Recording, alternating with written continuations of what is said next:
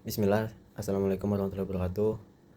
Di sini saya akan menjawab hasil dari lampiran 2. Yang pertama itu ada, apakah CP secara jelas menyatakan apa yang murid mampu lakukan dengan bahasa Arab? Jawabannya sebagian. Alasannya, CP sudah menyebutkan kemampuan murid seperti menyimak, berbicara, membaca, menulis, tetapi masih banyak berfokus pada mengidentifikasi dan menganalisis komponen bahasa, sehingga belum sepenuhnya menegaskan performa komunikasi nyata. Terus yang kedua, apakah fokus CP berada pada penggunaan bahasa untuk membangun dan menyampaikan makna? Jawabannya, sebagian. Alasannya, dalam rasional disebutkan bahwa bahasa Arab sebagai alat komunikasi, namun pada bagian CP lebih dominan pada penguasaan kosakata dan gramatika dibanding penggunaan bahasa dan konteks makna. Terus yang ketiga, apakah unsur linguistik hadir sebagai pendukung, bukan tujuan utama? Jawabannya tidak. Alasannya, CP sangat menekankan kosakata, pola kalimat, dan juga gramatika sebagai isi utama, sehingga unsur linguistik justru menjadi tujuan, bukan sekedar alat komunikasi. Setelah itu ada representasi kinerja komunikatif. Apakah CP mempresentasikan satu tindakan komunikasi yang utuh? Jawabannya tidak. Alasannya, CP masih berupa daftar materi dan pola kalimat, belum menggambarkan satu aktivitas komunikasi utuh seperti berdialog atau menyampaikan informasi dalam konteks nyata. Yang kelima, apakah CP menghindari pemisahan mekanis keterampilan? Jawabannya sebagian. Alasannya, keterampilan disebut bersamaan, tetapi masih ditulis sebagai daftar menyimak, berbicara, dan lain-lain, bukan dalam satu kesatuan aktivitas. Yang keenam, apakah keterampilan bahasa muncul secara terpadu? Jawabannya sebagian. Alasannya, ada indikasi integrasi, tapi belum tergambar dalam satu tindakan. Selanjutnya, representasi tindakan berbahasa. 7. Apakah CP mencerminkan tindakan berbahasa, resepsi, produksi, dan lain-lain? Jawabannya sebagian. Alasannya, ada kata seperti mengidentifikasi dan memproduksi, tapi belum spesifik pada interaksi komunikasi nyata. Kedelapan, apakah menggambarkan aktivitas komunikasi nyata? Jawabannya tidak. Alasannya, aktivitas masih berupa kegiatan belajar, mengidentifikasi atau menganalisis, bukan praktik komunikasi langsung. 9. Apakah memungkinkan penggunaan teks lisan, tulis, atau multimodal? Jawabannya ya. Alasannya, disebutkan penggunaan teks lisan, tulis, multimodal dalam pembelajaran. Selanjutnya ada kejelasan konteks komunikasi. 10. Apakah CP menyebutkan konteks penggunaan bahasa? Jawabannya sebagian. Alasannya, ada tema seperti keluarga, sekolah, tapi belum jelas sebagai situasi komunikasi nyata. 11. Apakah konteks berupa situasi komunikasi? Jawabannya tidak.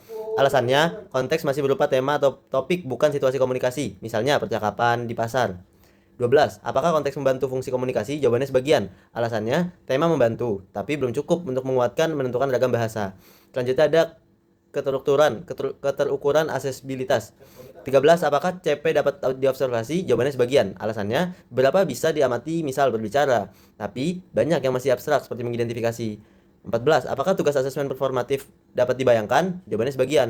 Alasannya, bisa dibuat, tapi tidak langsung tergambar dari CP. 15. Apakah CP tidak terlalu abstrak? Jawabannya sebagian.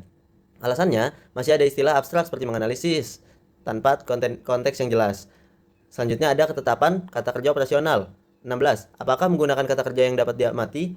Jawabannya sebagian. Alasannya, ada kata kerja operasional tapi masih dominan kognitif. 17. Apakah menghindari kata kerja internal? Jawabannya tidak. Alasannya, banyak kata seperti mengidentifikasi dan menganalisis yang tidak langsung menunjukkan performa komunikasi. Selanjutnya, ada progresi kemampuan antar fase. 18.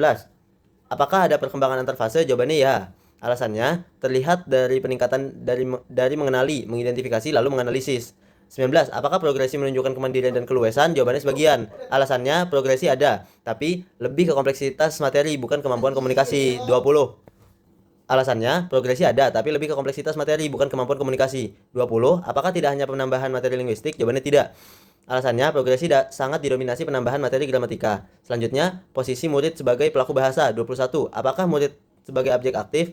Apakah murid sebagai subjek aktif? Jawabannya sebagian. Alasannya, murid disebut sebagai pelaku, tapi aktivitas masih terbatas pada belajar, bukan komunikasi nyata. Selanjutnya, 22. Apakah fokus pada performa murid tanpa guru? Jawabannya ya. Alasannya, tidak menyebut peran guru, fokus pada murid. Selanjutnya, integrasi nilai dalam praktek berbahasa. 23. Apakah nilai tercermin dalam penggunaan bahasa? Jawabannya sebagian. Alasannya, nilai disebut dalam rasional, tapi belum terintegrasi langsung dalam CP. 24. Apakah menghindari nilai normatif terpisah? Jawabannya sebagian. Alasannya, nilai masih berupa konsep, belum menyatu dengan tindakan berbahasa. Selanjutnya, koherensi desain kurikulum. 25. Apakah CP dapat jadi dasar pembelajaran dan asesmen? Jawabannya ya. Alasannya, CP cukup jelas untuk dijadikan dasar pengembangan. 26. Apakah tujuan pembelajaran dapat diturunkan? Jawabannya ya. Alasannya, struktur CP mendukung. untuk penurunan tujuan pembelajaran. 27. Apakah materi bisa diturunkan dari CP? Jawabannya iya. Alasannya, materi sudah sangat jelas dalam capaian pembelajaran. Selanjutnya, kejelasan dalam ketetapan redaksi. 28. Apakah menyatakan satu capaian inti? Jawabannya sebagian. Alasannya, karena beberapa CP memuat banyak unsur sekaligus. 29. Apakah redaksi jelas dan tidak multitafsir? Jawabannya iya. Alasannya, bahasa cukup jelas dan sistematis. 30. Apakah padat dan mudah dipahami? Jawabannya sebagian. Alasannya, cukup jelas tapi panjang dan padat materi. Syukron, hadamini. Wassalamualaikum warahmatullahi wabarakatuh.